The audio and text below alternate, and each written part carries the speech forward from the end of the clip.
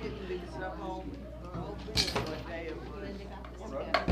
I used to have a comic closet in my house. You tell me what day it is. For help. Booked our cruise this week. That was fun. Easter side, it's going to be going to Bahamas. Nassau, Key West, It's gonna be fun. in October. Well,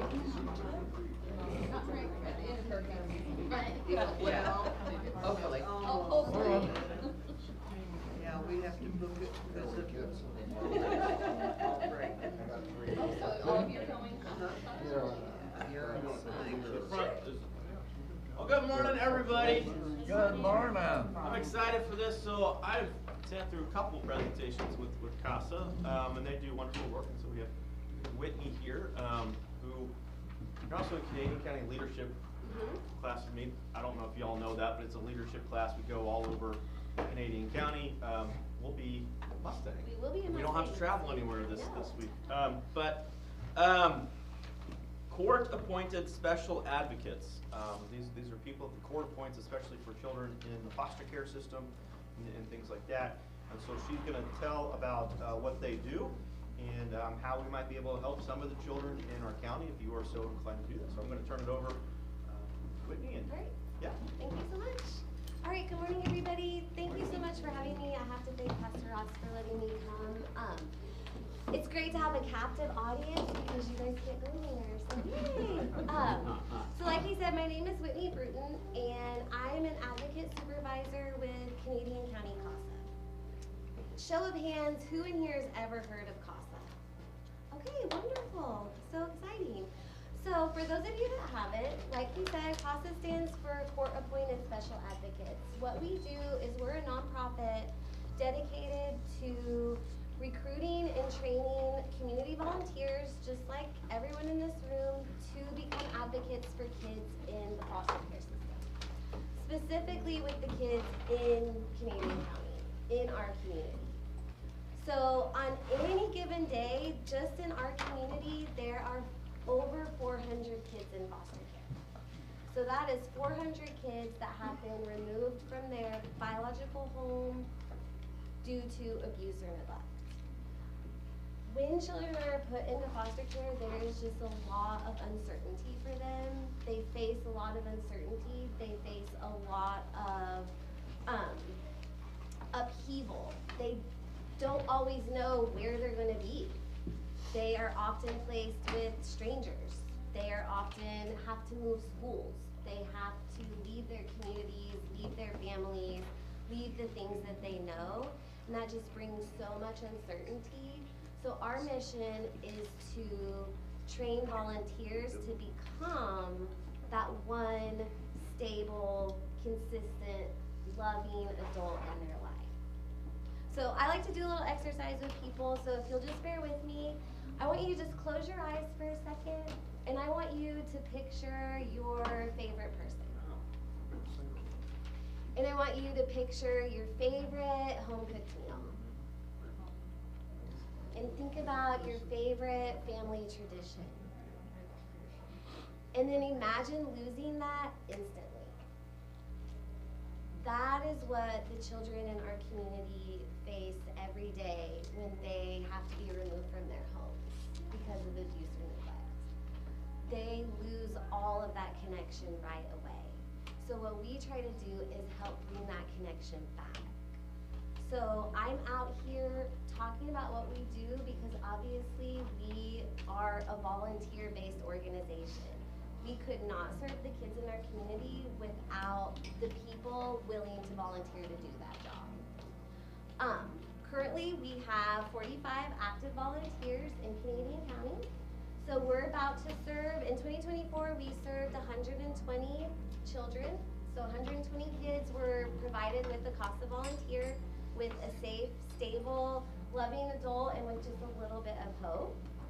Obviously, we would love to provide every child in Canadian County with a CASA volunteer, but that requires people being willing to step up and do the work and volunteer.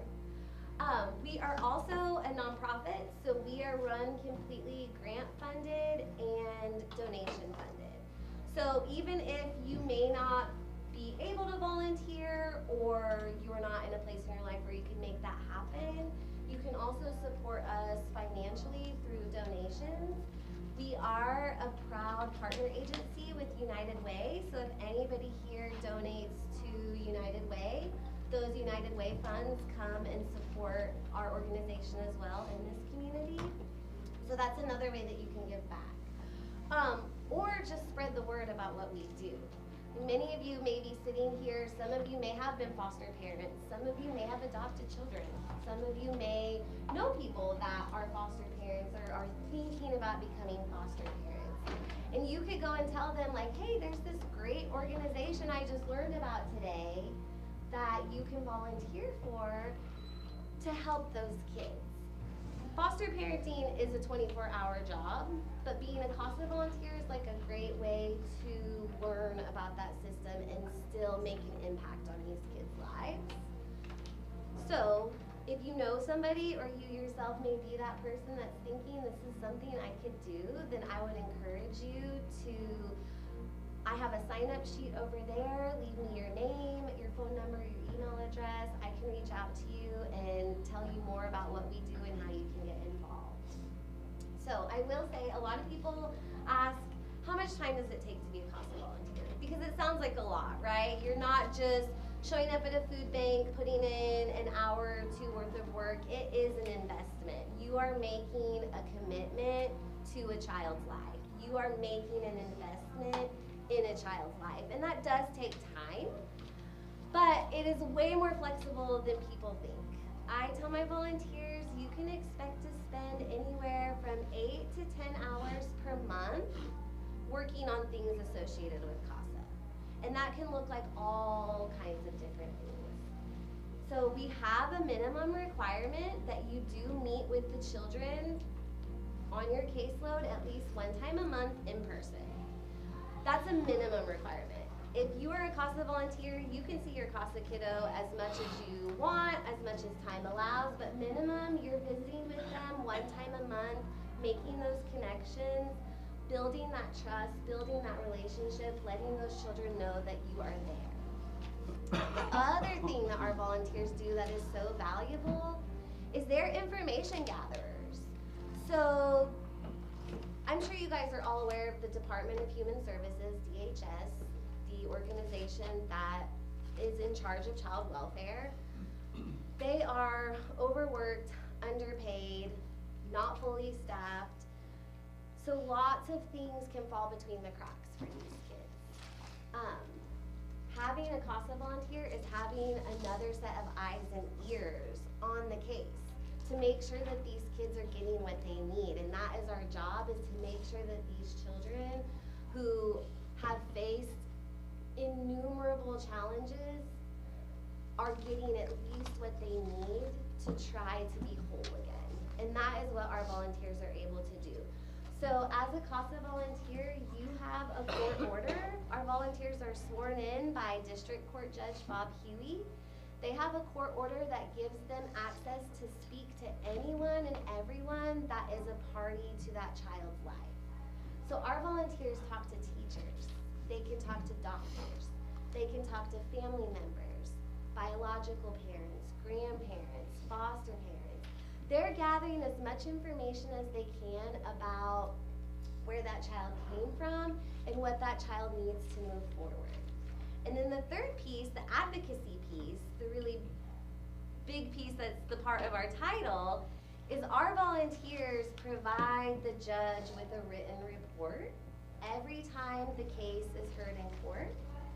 And that report specifically talks to the judge about that child's needs. Our volunteers take all that information they've gathered, all that time they've spent with the child, getting to know them, and they're able to present a report to the court that tells the judge what their concerns are for that child and what their recommendations are, like what that child needs.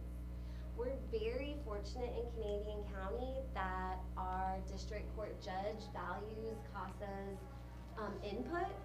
And so our volunteers are able to make a real difference on making sure these kids get what they need through just standing up and saying what they need.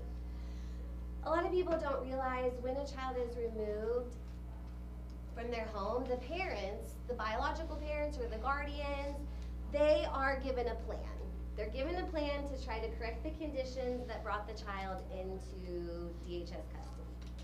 Whether that be drug addiction, domestic violence, child abuse, parents are given the opportunity, or guardians are given the opportunity to correct the conditions. So they're given a service plan. And they meet periodically in front of the judge, typically every 90 days, to just see what kind of progress they're making.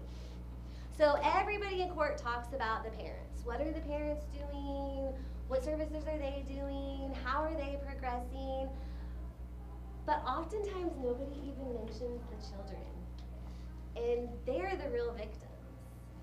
So if they have a CASA volunteer that is standing in court with their report, that means everyone's talking about the children that day. Everybody is focusing on what that child needs. Because at the end of the day, it's about them. They are the ones, they didn't have any choice in the matter. They are the ones that need a voice and need somebody to speak up for them. So I'm gonna give you a story just to give you an example. I have a volunteer who, she met her CASA kiddo for the first time in 2019. He was 7 years old. He had been removed from his home due to drug abuse and neglect. So his mom struggled with drug addiction, and she was unable to care for him. So she was given a plan, she was given resources, and he was placed in foster care. Within the first year and a half of him being in foster care, his father died of an overdose, and his mother was still struggling to maintain any kind of sobriety. He had been moved to several different foster homes because he was a handful, right? Like, he had been raised in an environment of drug abuse and neglect, and so he had a lot of struggles himself.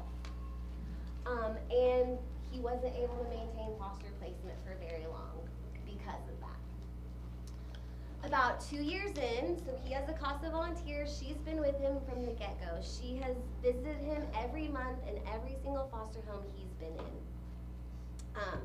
His mom made the decision to relinquish her parental rights. So she said, I can't do it, this is too hard, and she signed away her rights as a parent, which now makes this child a ward of the state. He has no family to return to, and he's gonna be placed for adoption. So once again, his CASA volunteer has been the only consistent person for 2 years. So now he's 9 years old, he's been in foster care for 2 years.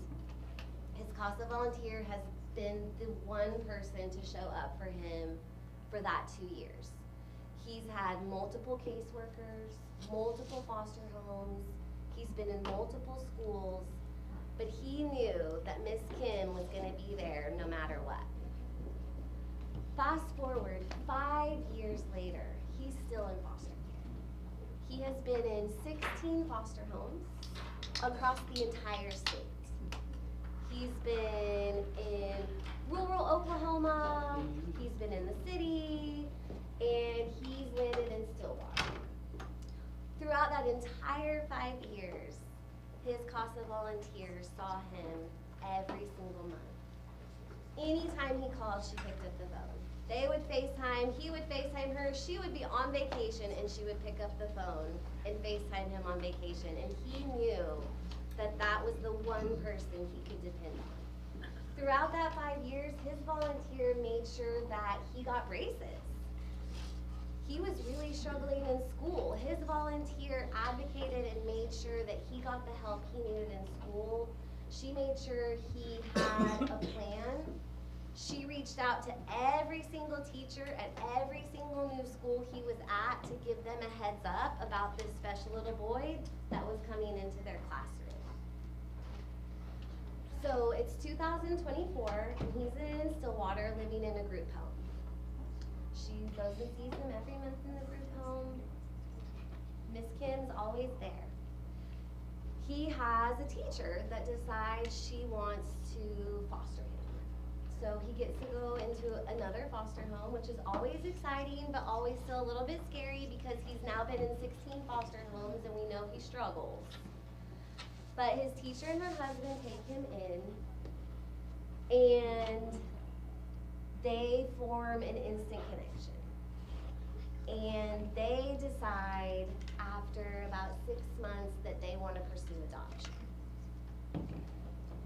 So for 5 years, all he has told his CASA, every single time she puts the court report in and she asks, what would you like the judge to know? I just want to live in a home with a mom and a dad. So 5 years later, on May of 2024, they were able to finalize the adoption, and our CASA volunteer was able to go and be a part of him joining a forever family. But without her dedication and support throughout that 5 years, who knows where he would have been?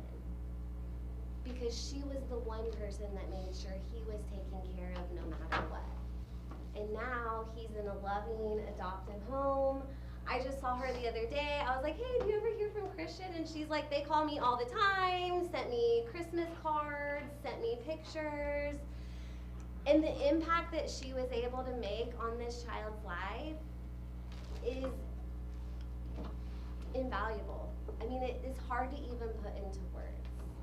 And sometimes my volunteers will say, well, Whitney, I only see the kids once a month. Like, how much impact can I really have? You have no idea. What our CASA volunteers are able to do with these children by showing them that there are loving adults out there, that there are people you can trust, that there are people that will continue to show up and be there for you. Those are planting seeds to break some of these cycles for these kids so that they can go on and be healthy, whole adults and break some of those cycles that their families have suffered from. And that's the impact that a CASA volunteer can make. I tell my volunteers, you are planting seeds for trees that you may never enjoy the shade of, but that does not mean that that shade is not going to be there. You may not always get to see the impact you've had, but just know you are making such an impact when you take the time to invest in a child's life. A couple hours a month to visit them, gather some information, talk to people, make sure they get what they need, and you can change the trajectory of a young person's life in our community and create what we all want to see is a whole healthy person that can go out there and live a whole life because of one person. The impact of one person just showing up. Like, it sounds like magic, and it's the easiest thing is just to show up for these kids. So, if any of this strikes a chord with you, or if you think that this is something you might be interested in, or you may know somebody, like you could be sitting here thinking, I know the perfect person for this, I would just encourage you to just share what I've talked about today, and just spread the word about what we do. A lot of people don't even know what CASA is and what we do for this community, so one of the biggest things you can do is just tell other people about what you learned today and about who we are and how they can contribute. So yeah, I was just about to say, this is the Q&A portion of my presentation. Does anybody have any questions for me? Okay, talk about training. Yeah. And talk about background check, and talk about insurance. Okay, here we go. Training, background check, insurance. So, process to become a CASA volunteer. First step, turn in an application. It's online. Second step, we do a pretty extensive screening interview process. So, we bring potential volunteers in and we do a one-on-one, very in-depth interview just because of the nature of the work we do. we have to do a really in-depth screening interview. At the time of your interview, you start filling out all the paperwork for the background checks. So we do 5 different background checks. So that includes fingerprinting with OSBI, American Check, we do a CANIS, like we do a full deep dive background check. And Then, cost. no cost to you. We cover the cost of all the background checks. So that's covered by our agency 100%. Then we sign you up for a training class. So we do trainings year round. Pretty much we start a class every 6 to 8 weeks, depending on the time of the year. Summertime, we have a little bit of a lull just because of vacations. We provide all of the training in-house, but I'm glad that you asked about training. When you are a CASA volunteer, it is very flexible. The training piece, however, is pretty rigid. We provide 30 hours of training because of the nature of the work. We want to make sure our volunteers are very, very informed, trauma informed, have a good understanding of the child welfare system, have a good understanding of how to work with some of these families. So our training is a hybrid model. It lasts 4 weeks. So we do half online training and half in person. So in that 4 weeks, every week you will do an online module, we call it. So we have 4 modules. That's done on your own time, and each module takes about an hour, hour and a half. Like, it's pretty easy. It is not a big deal. And then we meet in person for 4 weeks. So every Tuesday, we meet from 4 to 7 for a 3-hour in-person class. So we kind of piggyback on whatever you learned online. So like you do your online class, and then the following week you come in person, and you come in person for 4 Tuesdays in a row. So it's a total of 12 hours of in-person training, and then your online training. At the end of that 4 weeks, the last portion is a courtroom observation. So all of our volunteers come in and observe an afternoon of family court up at the courthouse at the Children's Justice Center out there on Highway 66. We like the volunteers to get a feel for what it looks like in the courtroom, because, you know, we've all watched courtroom dramas and we have an idea of the courtroom, and it's not like that at all. It is a family court. It is very relaxed. It's not a criminal court. Our judges are so compassionate because they understand that they're working with families. They're not working, it's not a criminal court. It's not punitive. It is restorative. So we like our volunteers to come in. You observe an afternoon of court. We usually have them observe a court hearing where we have a CASA case up so they can see a CASA volunteer in action with their court report standing in front of the judge, because again, that can sound really intimidating, but it's not. Once you're there, you're like, oh, it takes the mystery out of it. And at the end of your courtroom observation, then all of our volunteers are officially sworn in by the district court judge. So they take an oath of office as a court-appointed special advocate. And then we sit down with you and we try to find you a case. So there's no shortage of cases, unfortunately, in Canadian County. And so as an advocate supervisor, I usually have a list of potential cases, kids that really need an advocate. And then we sit down with volunteers and they get to decide what case speaks to them. So we don't just say, you're gonna take this case, you're gonna take that case. We want it to be a good fit. We want our volunteers to get the experience they want out of it too. And so even part of that interview process is kind of talking about the child or children you envision yourself working with. Like, some people love teenagers. They want to work with teens.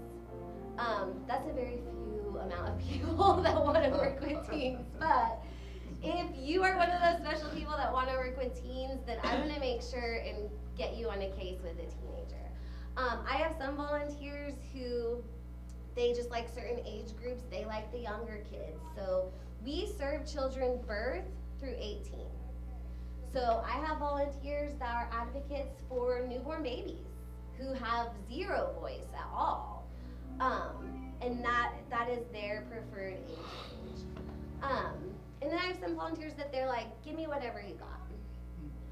But we also want to make sure, we have a lot of volunteers, like we all come with a history, we all come with our own struggles, traumas, backgrounds. And so we also, during that interview process, we do talk about potential triggering events or subject matter for volunteers. Like we have some volunteers that have also had their own trauma that maybe they're like, I don't think I could work on a case that involves, you know, really heinous abuse or something like that. So we give our volunteers the option to choose the case that speaks to their heart, that speaks to them. Once you are appointed a case, we do ask our volunteers to stay with that child for the duration of their case. And on average, a child welfare case lasts anywhere from 2 to 3 years. So it is a commitment. And now we also understand you are a volunteer and life happens, and I have had volunteers that have had to resign or they've had to leave a case before it's over, and of course that's fine. But if at all possible, we want our volunteers to remain with those children through the duration of the case. We also have opportunities. I have several CASA teams, so that can be really fun. I've got a mother-daughter team. I have 2 friends that do it together. We have a couple husband and wife teams, and so what that means is they work the case together. So they're a CASA pair, but they take one case, and they can do everything together. So, you know, things are more fun with a friend or with someone that you love and trust. So that's also an option. If you wanted to be a CASA with somebody, then you can do that as well. Whitney, do you have an age limit on your volunteers? Nope, not at all. Really? As long as you are willing and able, there is no age limit. We do have a age requirement. You have to be 21 or over, but you can be 21 to whatever. Have to be over 21, that's, nobody in this room qualifies. Okay, you didn't touch on insurance, and Oh. I hate to say that, Yeah. but there are children that lie, and so, Right. So, I mean, that is one of those things, yes. There are children that are going to lie. There are instances where there's going to be times where a young person might manipulate a situation. And that's just where your training and your discernment comes in and your judgment. Every volunteer is assigned to an advocate supervisor. So we are a very mighty team of 3 at Canadian County CASA. So we have an executive director, and then myself and my colleague McKenna, we are advocate supervisors. So my job, I have a team of volunteers. I have 20 volunteers right now. I'm working 18 cases. I am the person to support my volunteers. So we are there to answer those questions, to help guide volunteers when they might come upon a situation where there may be some mistruths or something of that nature going on. That is our job, is to support the volunteers through that. So, did that answer your question?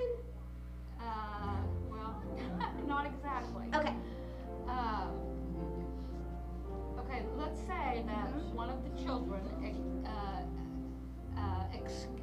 accuse one of the volunteers of something. Okay. Who is going to take care of that? Okay. I see what you're saying. Okay. Okay.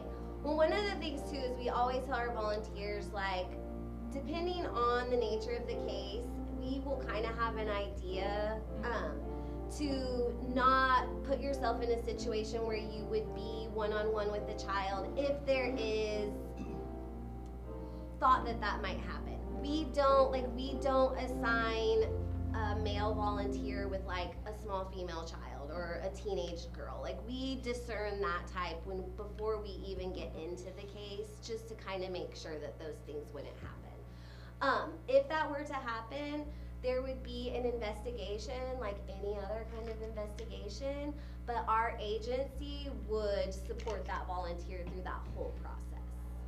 So whenever a child makes an accusation,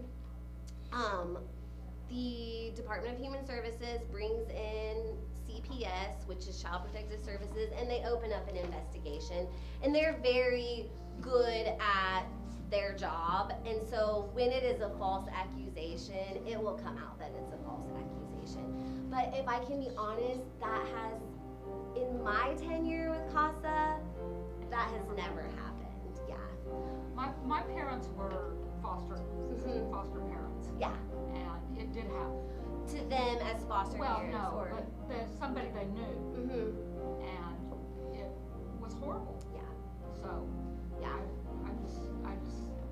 I wanted to know. yes, and I appreciate that, and I understand, I mean, yes, things can happen, we haven't had that experience, thankfully, but if we were to have that experience, I mean, our number one goal is to support the volunteer. Do you know what I mean? And so, allowing an investigation to happen, but supporting that volunteer through the entire duration of it would be the way that we would approach that. I hope that I never have to do that. At first, I thought you meant car insurance, not that kind of insurance, because our volunteers are able to transport kids. Right. Yeah. I know that. So yeah, after our volunteers have been on a case for 90 days, they are able to transport the children on their case if that's something that they want to do. And so yeah, we do make sure they have car insurance and valid driver's license and that type of thing, so. Yes, There's obviously some differences between CASA and foster. Foster, the child comes to your house, things like Right. that. But I think you talked about this when you were at the Ministerial Alliance lunch, but can you talk about, like, so if you have a CASA child, you can't necessarily do like a family event with them, you know, like if you're taking your kids to the zoo, you can't, can you talk about Yeah. some of that, just so there's Yes, absolutely. expectation? Yes, yes. So just like Pastor Ross was saying, that is a huge difference between fostering and being a CASA. As a foster parent, that child is coming into your world, living in your home, you're caring for them, they're a part of your family. As a CASA volunteer, how I tell my volunteers is, you can go into that child's life, they cannot come into your life. So you can go to their family events, you can go to their school functions, you can go to birthday parties. They cannot come to your family events, your social functions, your birthday parties. So our volunteers can be a part of that child's life, that child cannot be a part of their personal life. So that is just, there's a lot of confidentiality involved with these cases. And so we have to be really careful with that. And so yeah, I have a lot of volunteers. I mean, obviously, a lot of my volunteers are members of a faith community. I mean, that's why I like to come and speak to churches, because I think you guys have a sense of taking care of each other and taking care of your communities. So a lot of my volunteers are like, oh, can I take my CASA kid to church, or we have this function or that function, and the answer would be no. Now, you can take your CASA kid to church, that is not your church. Does that make sense? So I do have a volunteer, and the two kids on his case, they really want to go to church. Their foster mom's an atheist.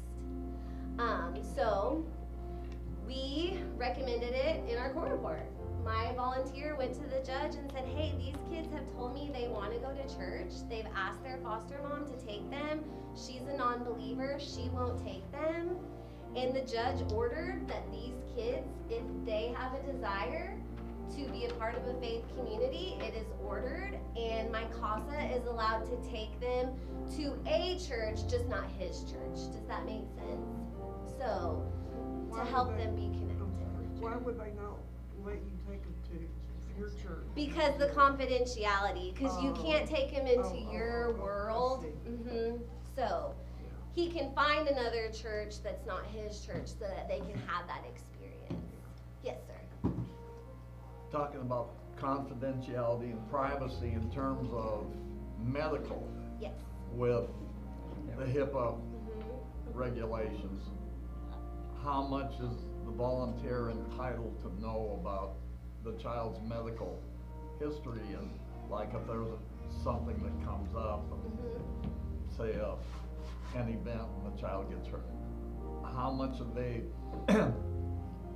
you know, HIPAA is being HIPAA, Yeah, you right. know? So with that court order that we are given as a volunteer, our volunteers have access to all of their medical records.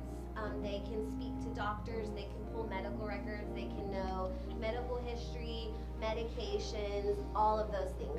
The things our volunteers can't do though, they cannot provide medication Well, or they- provide yeah, medical they care can't, or they can't treatment. administer that Right, right, like a and they nurse can't, could. right, now I have had volunteers that have been able to take their CASA kids to the doctor, but DHS has to call ahead and say, and give permission for the CASA to be the one to take that child, but as long as they have permission to do that, they can, but they cannot administer any kind Yeah. of medical treatment. That But they make- do have that access. makes sense. Yeah, and so that's the thing with the court order, because such an important piece of being a CASA is gathering information. So we do have access to things that would normally. I mean, knowledge is Yeah. power, so, Right, you know. yeah, yeah. So then we can make sure that the kids' medical needs are being met Yeah, too. We're on a case right now where the foster parent was neglecting the child's medical needs, and wasn't following up on appointments and getting them where they needed to be. And so again, we reported that to the court, to make sure that their medical needs were being met appropriately. So, yeah. Okay, So Whitney, does the child come into your home?